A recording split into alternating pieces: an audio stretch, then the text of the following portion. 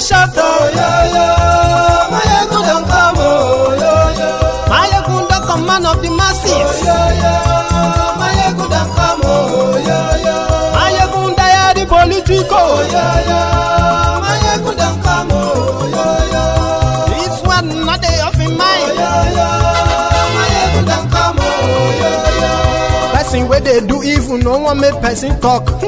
Them say that Mayegun, that man too they talk. He too they talk. Say Mayegun diary, he they hot like pepper. But every day, then they take money in bulk. Woman picking, they the street they hawk. Still them talk say, make we no talk. But thank God say, Mayegun don't come. So my people make you laugh. Mayegun don't come. My people make you shout. Mayegun don't come.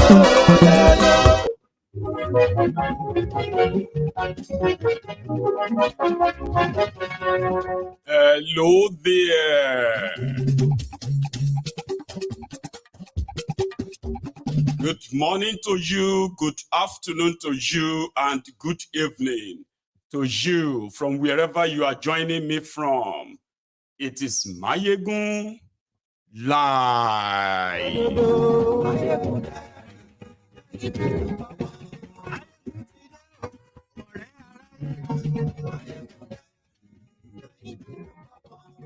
Apologies for the late start.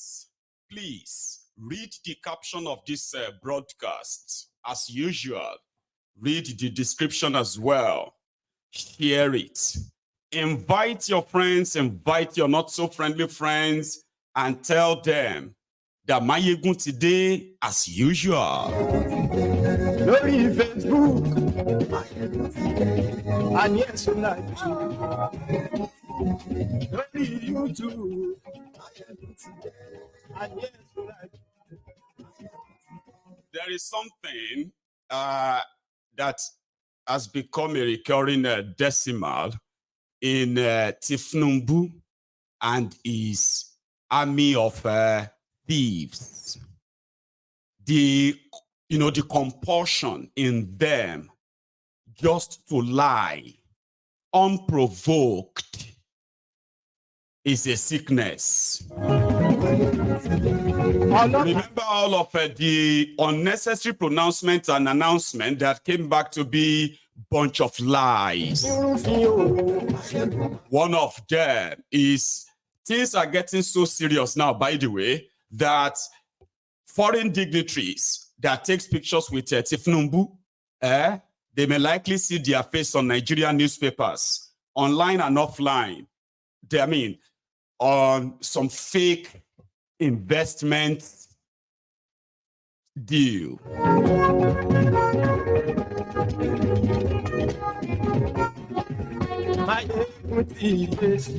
So today, without wasting much of our time, okay, let's get down into it. Remember that Kolu was doing his Bala Blue at the World Economic Forum. Nobody would listen to that clown and genuinely take their money into that narco state. This is reality. It has nothing to do with whether you like them or you don't like them. This is who they are. Nobody genuinely, legitimately, except for those who are going to go into shady deals with them to rob Nigerians. Nothing real. In the last 11 months of Tinubu, there has been no single $1 genuine confirmed investment in Nigeria attracted by Tinubu. Not a single one. They were faking all this, 13 billion deal in India. India promised to invest $11 billion in Nigeria. Zobo. The American big corporations, they were begging Tinubu with $4 billion investment. Zobo. So, because in the absence of investment, they have been attracting loans from the World Bank, IMF, and everyone and anyone that can give them loan. The last time, they posted a picture of Bill Gates with Tinubu. And guess what the headline is? Bill Gates is going to invest $14 billion to help Nigeria work on Nigeria's taxation. Bill Gates taxation. It's headline in Nigerian newspapers. Propaganda cannot build country. And if you are in doubt, pay attention to Tinubu and the shege the majority of you are still going to face. Whatever it is right now, now just warm up. You cannot use propaganda to run a country. You can use propaganda and corruption to seize power. But you are going to need more than that. So what happened? Tinubu is in Saudi Arabia doing his bulaba bala blue. Then, you know what this Maersk logistic, what do you call them? Maersk. Yeah, hang on. Let me put this off. Maersk Logistics, okay? The chairman met with Tinubu in Saudi Arabia. A lot of you who are in probably, even if you are not into maritime or import, export, logistic thing, you can't deny the fact that you have seen containers, 40-foot containers, right? With this marking on them, Maersk. So they are already in Nigeria. However, businesses, investors who are looking for opportunities, they are always those you will see at such forums, okay? Those international forums. So if you are there, right, they know about you. So if they are interested in investing in your country, right, they will use the opportunity, okay, to meet with you or your president. That's what that is for, okay? But this guy said that Tinubu was in Saudi Arabia and they met with him. Maybe in the conversation as usual, like, there is, there is more than 1 billion, in fact, 1 trillion marine economy.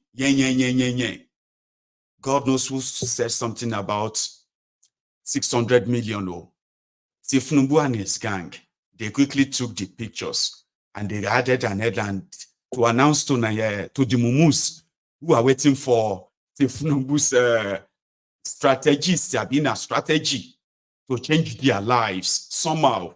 They had no idea what it even meant for $600 million. That's Shiwaju. She fake news. See, Maersk to inject extra $600 million in Nigeria seaports. Nigeria secures 600 million Maersk investment in seaport infrastructure. Tinubu secures Maersk $600 million investment for Nigerian ports infrastructure. All fake news. The Nation. Tinubu secures Maersk $600 million investment for Nigeria's port infrastructure. Maersk reported $600 million investment in Nigeria is news to Maersk. Like, if you like me, they read the news or something, right? Say, for example, they say,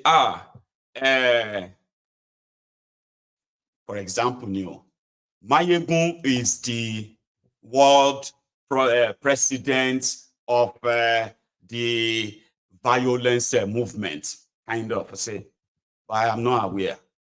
And everybody is out there seeing you as I say, no, I'm not, no. What is even the violence movement? Kind of. They did it with UAE.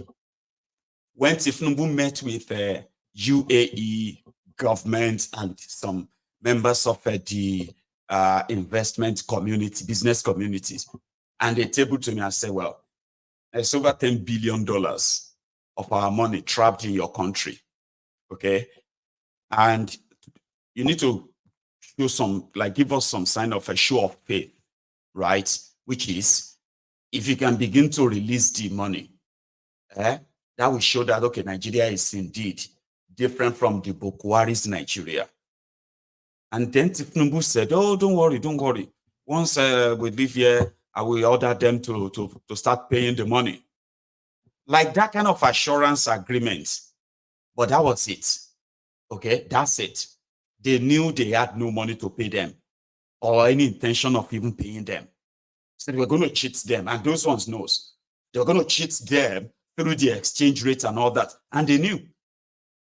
But if you want us to believe that you are truthful and you are not Bokwari, okay, let's go back to the agreement that says this. Then we will go back to the agreement that will lift the visa ban on Nigerians.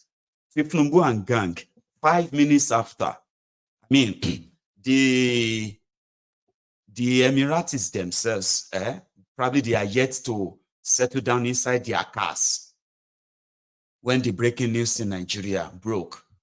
UAE has lifted the visa ban on Nigeria. This was last year. Up to this moment, they haven't paid them. And they are not even returning back to say, oh, sorry that we said it's just we lied. Right? So what is this?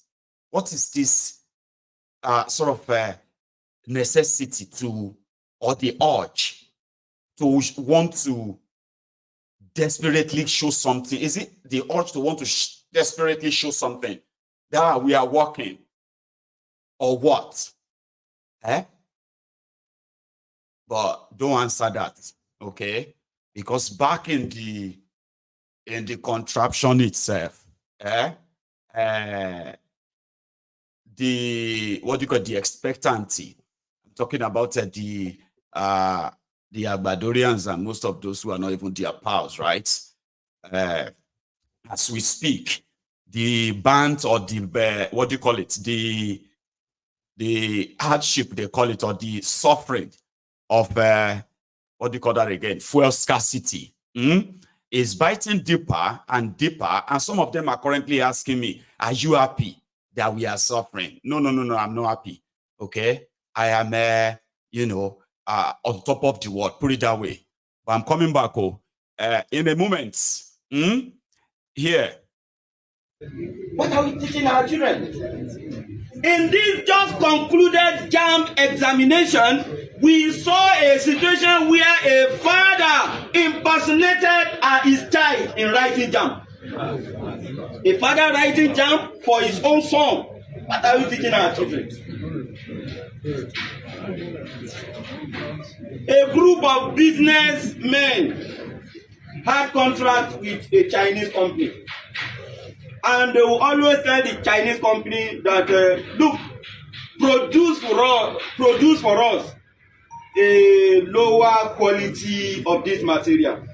Don't worry, just produce for us. This is our own Nigeria here. They don't need much. It was a little quality, but they sell at the price of the highest quality. They have been contacting each other. So these people now travel to China for the first time they will meet physically. The first thing was that the Chinese people were eating and dining at that time. They asked them, please join us in eating. They said, no. This type of thing you are eating, we don't take it. And you are also taking alcohol. We don't drink alcohol. Please, when it is time, you get our own type of food for us. Okay, the Chinese continued. They said, please, can we get a place to perform ablution while you are eating so that we can pray? It is time for us to pray. The Chinese said, please, let us finish eating. When they finished, they said, in our own attitude, we don't talk while eating. And anything that is the moral teaching, we follow it. But we want to ask you, in your religion that asks you not to take alcohol, were you also not told not to deceive people? Because we are surprised that the same you that has always been telling us to produce fake products, you are the same people that are not taking alcohol with us. And we wonder that you want to pray. The same religion that asks you to leave us and go to observe prayer, did that religion not tell you that you should not deceive people? That means you are doing selective religion, selective worship. You have double standard. It's mischievous. It's dubious. You leave what you like, you take what you like. Why do you always drop moral and you claim spiritual? We need to teach our children morals in as much as we don't drop spiritual. That's my lesson today. Wassalamu alaikum. Wa alaikum salam, Afa. Guys, I'm putting something on, and it is in a bit going to be echoing in the background, so please bear with me. Okay, so I'm trying to see how much of, I think that's me. Right. Thank you very much. I was putting something up that I actually forgot, and it's back on. So what is that urge to lie, even when this is supposed to be Saudi Arabia? Muslim tickets in Saudi Arabia. And then you turned around, and they do this a lot. They drop all this lumber, okay? Like your refineries are, Kaduna refinery is 80% ready. It will start work in December. But which December? You don't know. Last year, Port Harcourt refinery is back to life. It will start work in December. Which December? But in reality, don't you ever ask yourselves that, man, do these people, do they, are they humans? Kind of like, okay, maybe that shouldn't be, we kind of agree that they might be humans, but they are like the wicked of the wickedest. So this company came out and said, no, we have no plan of, there's nothing like that on our table. Yes, our chairman met with Tinubu, and it was like a courtesy call, just a courtesy greeting on the side of World Economic Forum, the president of a country that we are already, closing up our investment there. They are like already having it. The entire place has already been kind of, so far, right? They've been taken over by Tinubu and his men.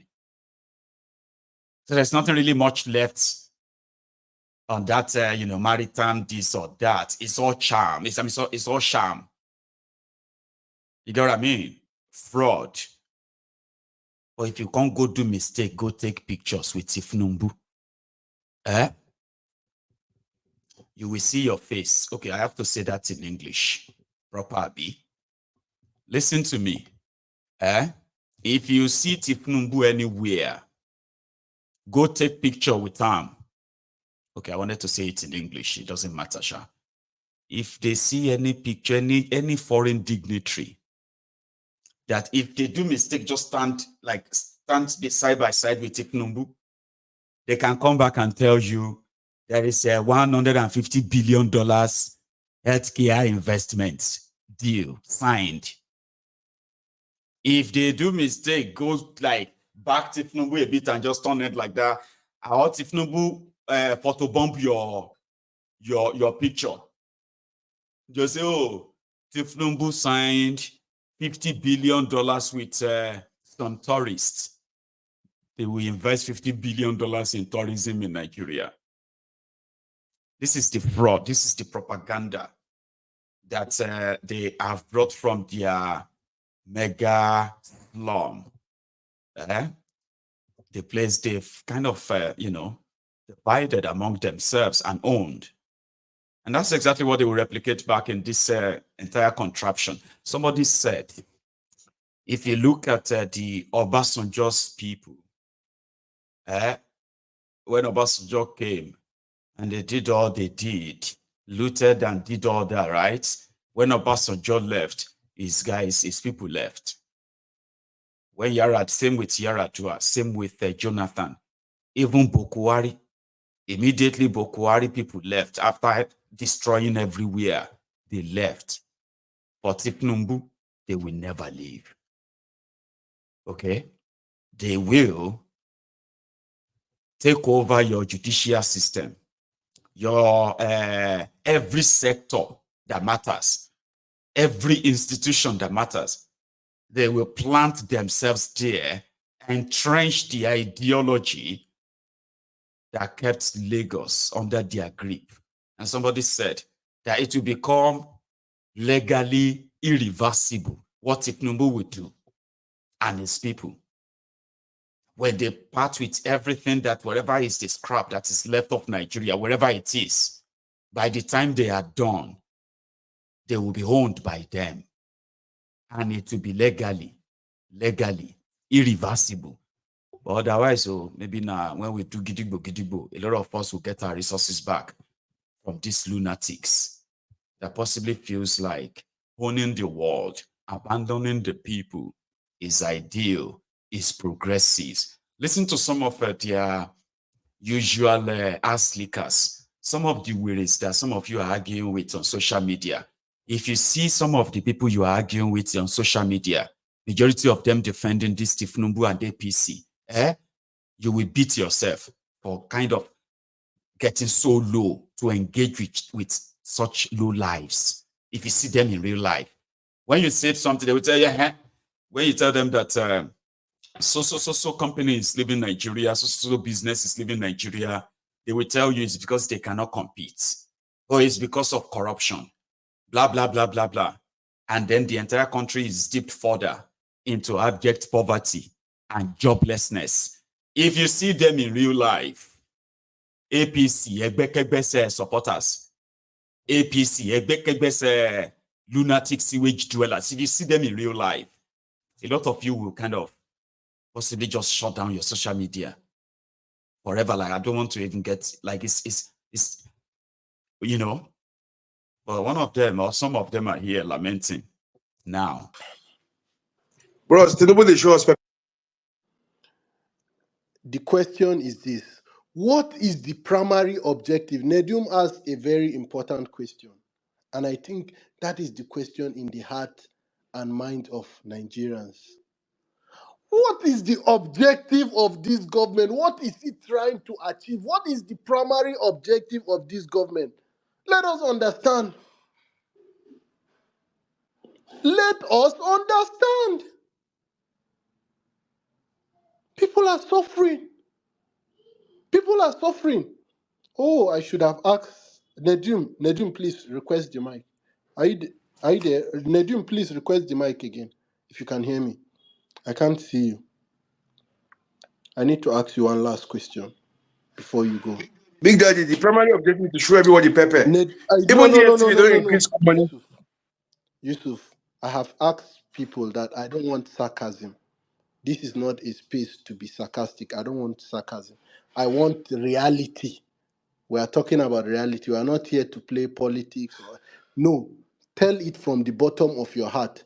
Nedum, one last question I want to ask you. And I want you to be 100% honest. Okay. What have you achieved, or what have you enjoyed? What positive thing have you seen since the coming of this administration? Tell me. Okay. I'm a Christian, and I so much believe in life after death. I must, to be sincere with you, and I must answer you with all sincerity from the bottom of my heart. Since Tinubu administration took over May 29, 2023, I must to tell you that it is from one suffering to another. Okay, before he took over, remember my salary, let's assume my salary is 300,000 naira. Then immediately he took over, subsidy is gone issue. Let's assume you have a car, a pump price have now, a fuel price have now jumped from 100 and something naira to what? To 600. Then I'm putting this question back to you. Let's start with just only that aspect, that sector. There's somebody who is not earning 300,000 naira a month, filling his tank maybe at the rate of 16,000, 15,000, or as the case may be. Now jump to 30 something to 40,000 naira to fill up your tank. And remember, this may not last you for 1 month, and this is just for fuel alone. Then immediately after that, just after 1 month or 2 months, things started going up. For instance, now your feedings, maybe a family of 2 or 3 or 4, maybe every week, maybe you budgeted like 15K or 20K. Now, because everybody's increasing things, everybody want to rise, meet up with the purchasing and all. Everything that go up, your purchasing